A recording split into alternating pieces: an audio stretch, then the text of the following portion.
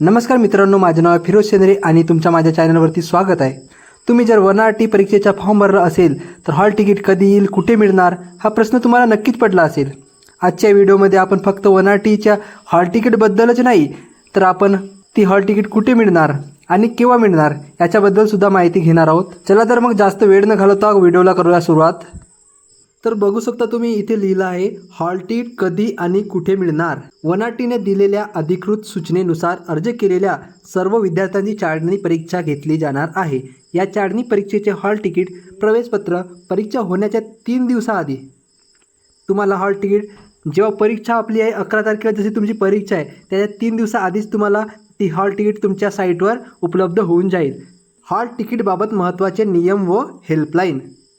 तुमच्या हॉल तिकीटवरचे परीक्षा केंद्र दिलेले असेल ते कोणत्याही परिस्थितीत बदलून मिळणार नाही याची नोंद घ्यावी। तसेच ज्या विद्यार्थ्यांच्या नावात काही कारणास्तव बदल झालेला आहे अशा विद्यार्थ्यांनी चाळणी परीक्षेच्या दिवशी परीक्षा केंद्रावर नाव बदलल्याबाबतचे आवश्यक ते सर्व पुरावे सोबत घेऊन जावे अनिवार्य आहे।